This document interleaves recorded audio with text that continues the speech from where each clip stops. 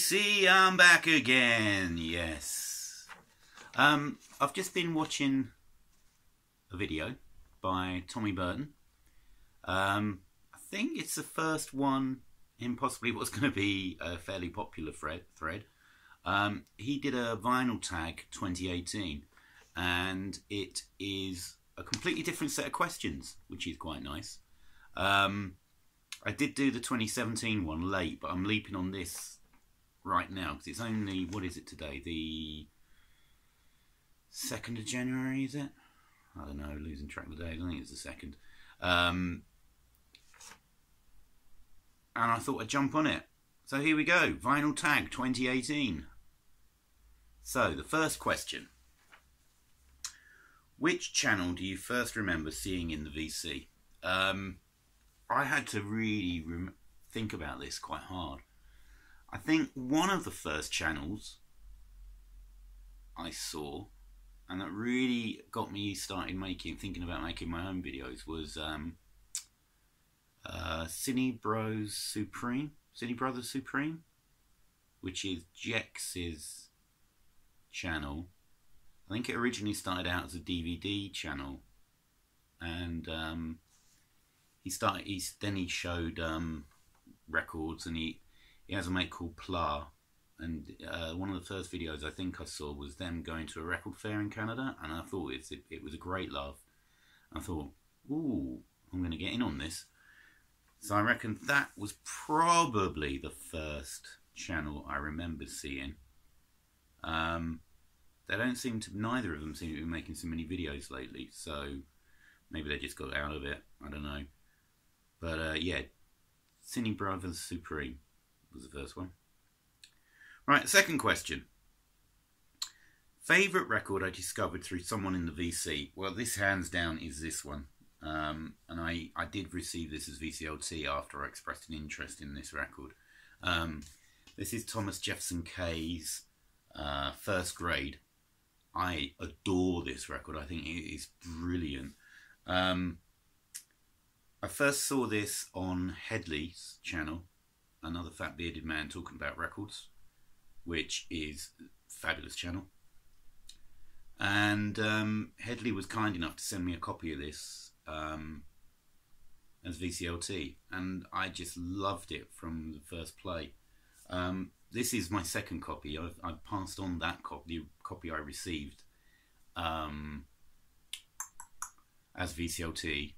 That got passed on, but I found this one in a charity shop in Cullompton, I think, which is a real sort of backwater town in Devon. So yeah, that's my favourite record I discovered through someone in the VC. Question 3. What other hobbies do you have? Well, I guess I don't have that many hobbies apart from music, I guess. But the other thing I do love to do is read comics. Now, I got into comics about, well, I've been reading comics all my life, basically. You know, the British stuff, and like Beano and Dandy and 2000 AD and Action Comic and lots of stuff in the 70s and 80s. But I also started getting into American comics sort of around 78. And I really remember the first couple that I bought. I bought a Spider-Man and Luke Cage team-up copy. But now how I buy them is through these things. Marvel did... They've stopped making these, but they did Marvel Essentials, which are black and white reprints of... I guess it's called Bronze Age. Is it Bronze Age? Late 70s, early 80s? That kind of... Yeah, that kind of era of comics. They repackaged these, and I love these kind of collected omnibus editions of them. I've probably got about, I don't know, 40 to 50 of these things. Is that much? 40 to 50? Yeah, probably, actually. Because you know, I've got about 8 or 9 Spider-Man and about 8 or 9 X-Men. That's probably about right. So I love buying these. and I get them every so often, and I love them. So that's my other hobby, probably. I also watch Doctor Who incessantly, even New Who. That's another thing. I've got a collection of Doctor Who books and stuff as well. Why? Now, question 4. Why did I start to collect? I don't think I've really meant to start collecting. I just started buying records. And it never stopped, really. Yeah, I stopped buying vinyl for a while, but then I carried on through CD, and I buy tapes, and so it's never really stopped. But I certainly never meant to amass this lot here. Way things go, innit? Number 5. Do I play an instrument, or am I in a band? I play absolutely nothing. I tried playing bass for a little bit, and nothing really came of that. I was not musical at school. The only thing I really enjoy doing musically is singing.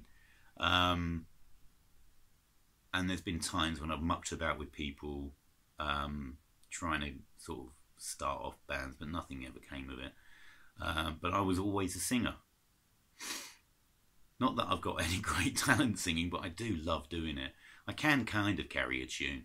And I do love doing karaoke. I absolutely love it. So yeah, so I guess that's the extent of my musical abilities, to be honest. I do a fairly mean Ring of Fire. I've got kind of a deep voice to do it, so that's cool. Question 6. Have I ever worked in a record store? I've spent loads of time in record stores, but I've never worked in one. So there you go. I can't really add anything else to that. Favourite album from the year I was born? Now, I hope this is right. Hang on, I'm going to check it. Before I show this. So that was then. Hang on a minute. Oh, I should have done this first, shouldn't I?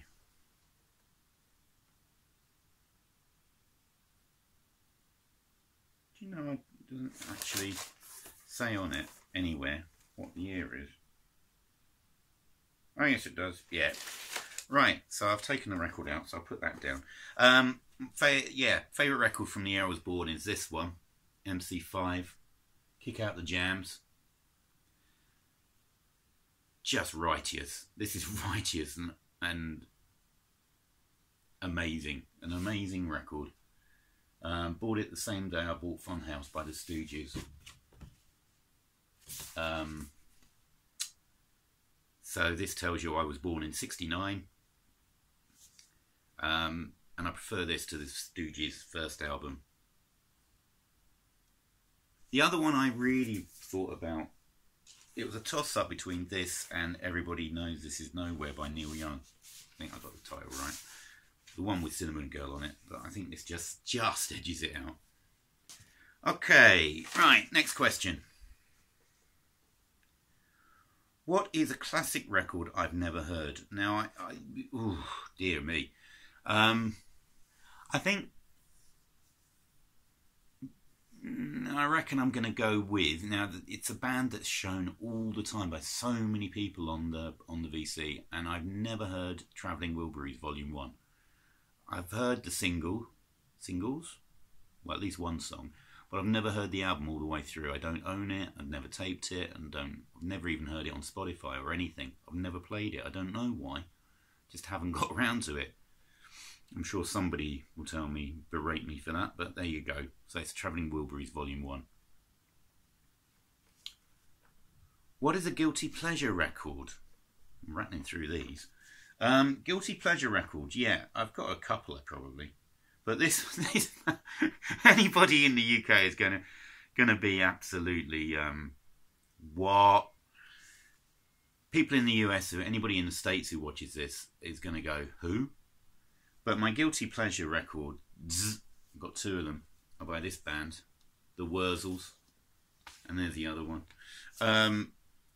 I don't know why I like this lot. It's ridiculous. I absolutely love them. I maybe it's because I live in Devon now, so I can appreciate this kind of West Country sort of humour now. They actually come from Somerset, which is just over the border of Devon.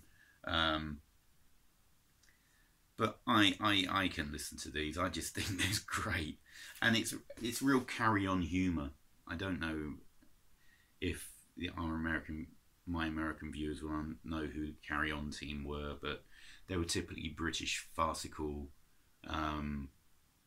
humour from late 50s to the 70s, I guess. And this, to me, is in that great British tradition of slightly risque smut. I just find them funny, and I love them. I think they're brilliant. So there we go. Guilty pleasures. Right, next one. I should leave this on my lap so I don't have to keep bending down. What question are we up to? Question 10. What is the strangest record you own? Now, I couldn't think of anything very much. I don't really have what I consider anything strange, but then maybe other people would, so it's kind of hard to answer this one. But I know this one would be considered strange by a lot of younger people, the youth of today, and possibly American viewers who would never have heard this lot. It's the Goons. So this was a comedy group from the 50s, a British comedy group from the 50s. And there were 4 of them, although only 3 are on this record. This was broadcast on the BBC 1955-56. They're not my favourite episodes of The Goon Show, but it's the only one I've got on vinyl. So we've got Peter Sellers. This is where Peter Sellers first came to prominence in the UK. We got Spike Milligan, who was an absolute comic genius, and Harry Seacombe, who was a really funny guy, and then he became best known for hosting religious programs on TV, and making lots of charity shop records. Well, records that now are in charity shops up and down the land. But this is just surreal humour. It's just off the wall, bonkers. Definitely the forerunner of Monty Python. Great stuff. Just great stuff. So there we go. Probably the strangest record I've got. Right. Question 11. Show a picture disc. So I'm going to show this one. I haven't got many picture discs. I do have a Revolt and Cox album. That's a picture disc. I've got a couple of 12 inches. So I chose this one. I pulled this one out. I don't think I've ever shown this before. So this is L7, Pretend We're Dead, and this is the picture disc of it. I don't really play it because I've got it on CD. I've got the CD EP. So there's the B-side. It's got one of their best songs actually on here. So Pretend We're Dead, but it's got Shit List on here as well, which is just whenever you're angry and you want something to just get you going, Shit List does it. Pardon my French. Right, so there we go. L7, Pretend We're Dead. Question 12. What is the best posthumous release? I suddenly remembered this one, and for me, this just could have gone Graham Parsons, could have gone Janis Joplin, but I didn't have that on vinyl. So I came with this one, which is Closer by Joy Division. This is an amazing record. Just an absolutely amazing record.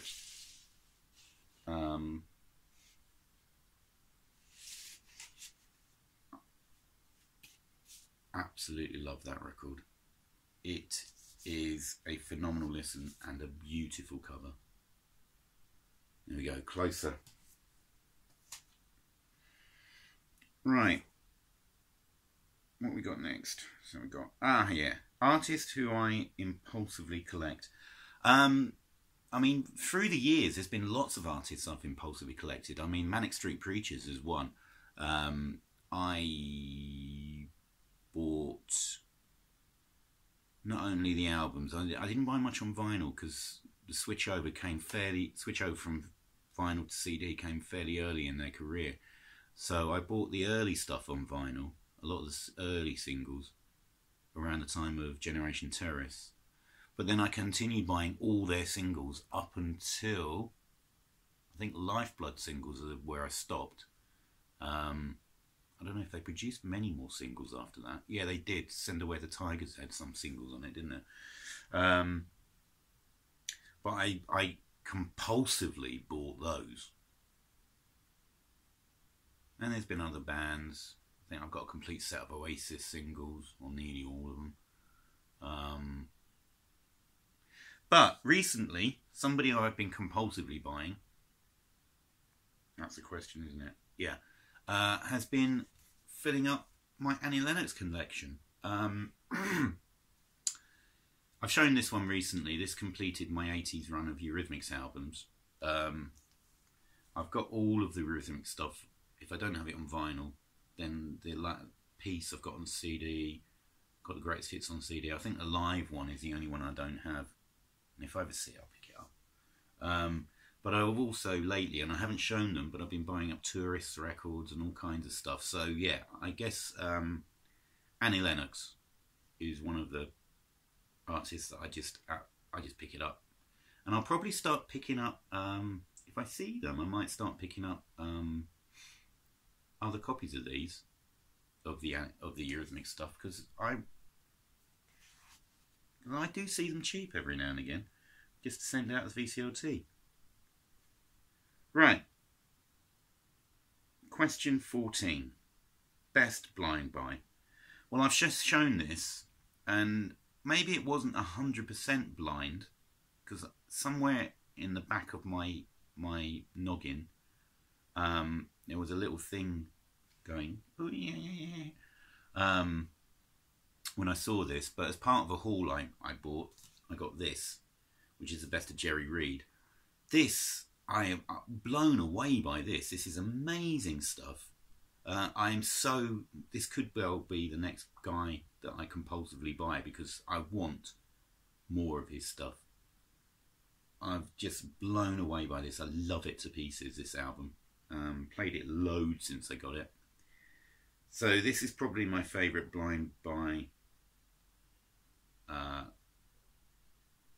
recent blind buy, because I didn't even recognise him. I just kind of vaguely knew the name. I didn't know what it was. I knew it was well, I didn't even know it was actually country from this. And I suppose I did, because it looked at the back and it's got Nashville Underground, plays with Chet Atkins. So I probably knew it was country, but I didn't know if it would be any good. But I'm so glad I got this. Right. What's this one? Blind spot artist. So someone who you've been unaware of, but recently you've realised you wish you'd been into him all along. And I've only got one album by him, and I really need to get more. It's Graham Parker. So Graham Parker and the Rumour. Kind of sort of part of that kind of, not pub rock, but you know, that kind of British roots rock that came around in the end of the 70s. It wasn't new wave, and it was a kind of step up from pub rock. So it was like kind of along with the lines of Dr. Feelgood.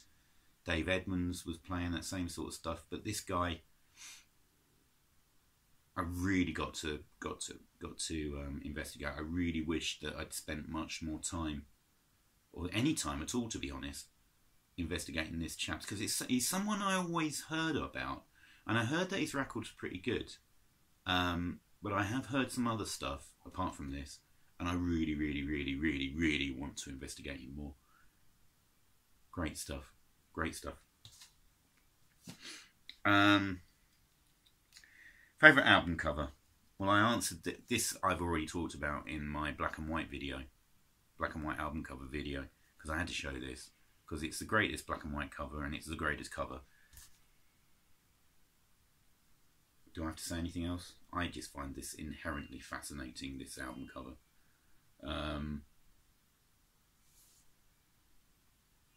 I can still spend hours and hours looking at it.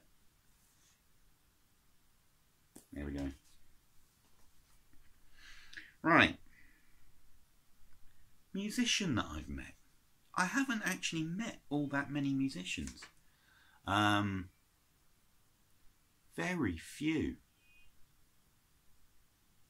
But the one that stands out, and I haven't shown this record before, so I'm not going to talk about the record itself because I'm going to do that when I show it as part of my one of my Find videos, is this chap. So this is Feargal Sharkey, who was the lead singer of the Undertones.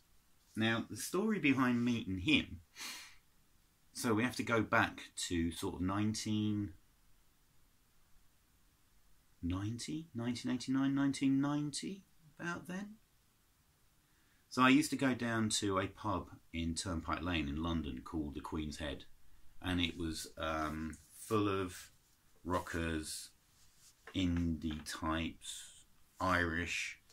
It's a great laugh. I had so many good times down the Queen's Head. And what used to happen was most nights, unless we were going on somewhere else, most nights there's a couple of stops down the Piccadilly line.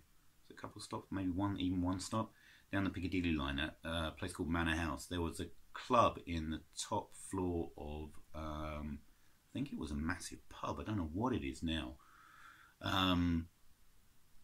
Called the Manor Pub.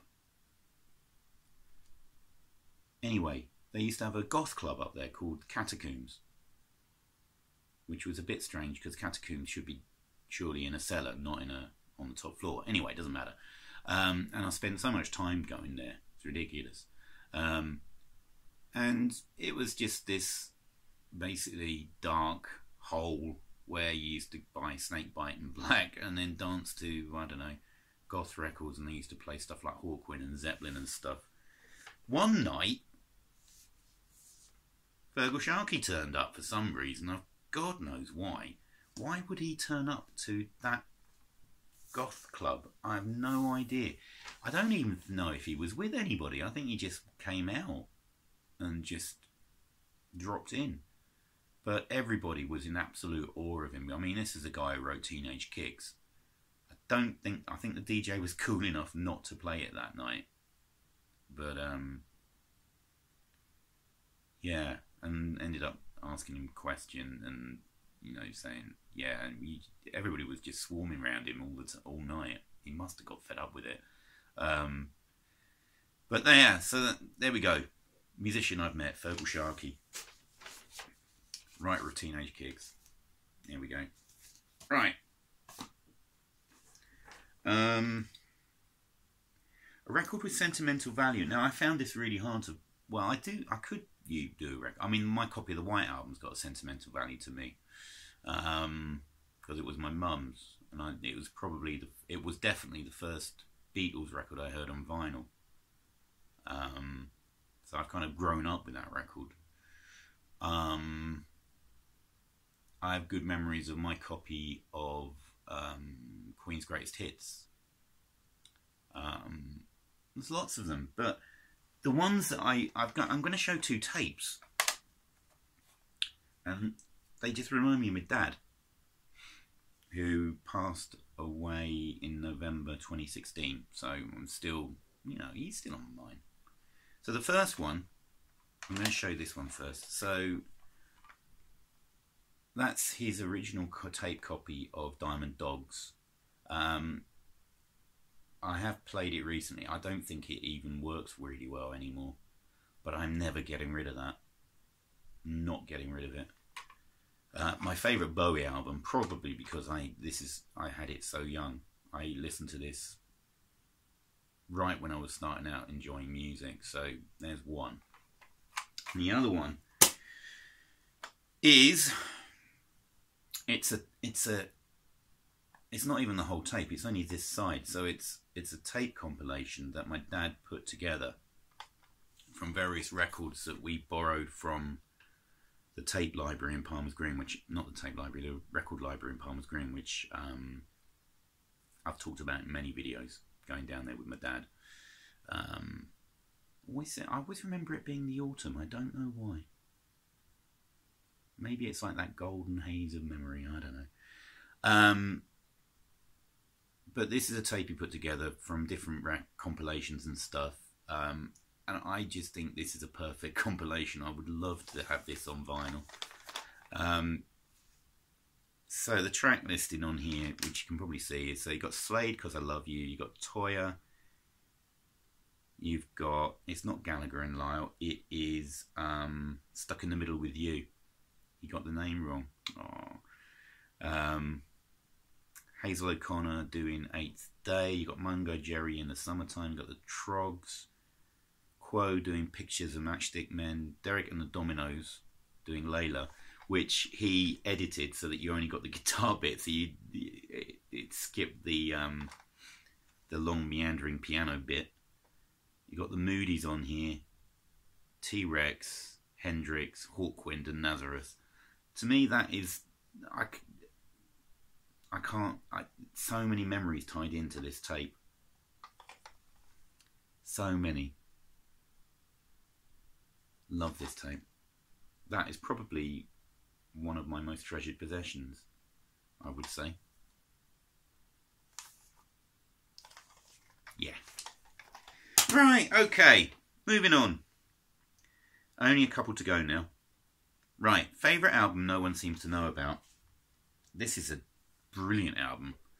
I think I first heard about it. I think a guy I was at school with had it.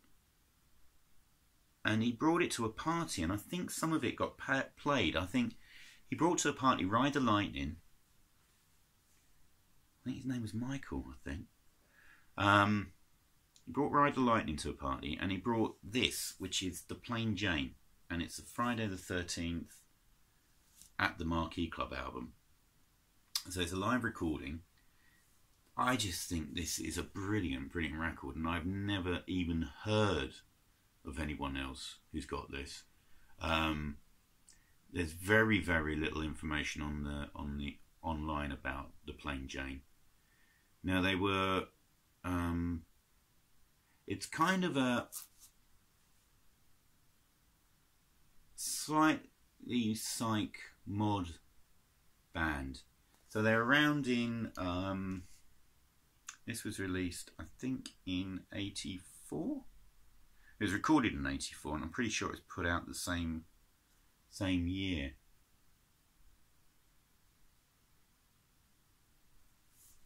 But this is just, I just think this is a brilliant, brilliant album. Brilliant live album. Probably my favourite live album. Brilliant, just a brilliant album. There's a band. Craig Lindsay and Mike Jones on vocals. I don't think they really did anything else. Just a plain, there's no insert. Plain Jane, Friday the 13th, live at the Marquee. Brilliant album. Right, and the last question was, favourite album from a genre you don't know that well. Well, I thought long and hard about this. I thought maybe jazz.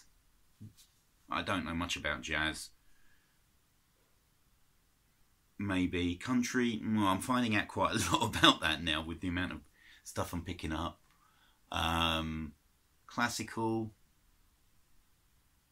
I'm starting to find out about that. But the one I know least about, and I really don't know, I only got one record that is remotely connected to it, would be African rock. I just know so little about it. I've heard bits and pieces, and I reckon it's sort of an area of music I really could go big on. But the only thing I've got is this, and this is Assegai and Afro Rock. I think they were a South African band.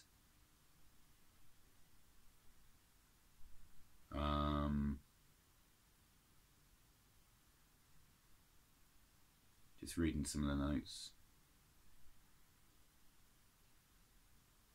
So it's a mix of African polyrhythms and European concepts, but it's pretty. So it was originally released in '71. So it's got a heavy progressive rock, not prog, but that kind of progressive rock. You know, the progressive guitar rock that was around in the early '70s, late '60s, early '70s. So it's definitely jazz, rock, R&B, and African music, and all of that. And I think that's what I quite like about some of the African stuff I have heard. I haven't heard a lot. I've got a couple of Issa N'Dour CDs. I think I've got a Fela Kuti CD, but I've really got to investigate a lot more. And who knows, if there's a Vinyl Tag 2019 and I'm still around for it, maybe I can report on my progress with it. So there we go, Vinyl Tag 2018. I had a lot of fun thinking about these questions because it was really nice having a completely different set of questions to think about. So yeah, Vinyl Tag 2018, done and dusted. I'll be back again soon with more vinyl finds from. I've still got a ton to show from 2017, so that'll keep me going for probably until about halfway through 2018. So there we go. Thanks a lot for watching. See you all again soon. Cheers, VC. Bye.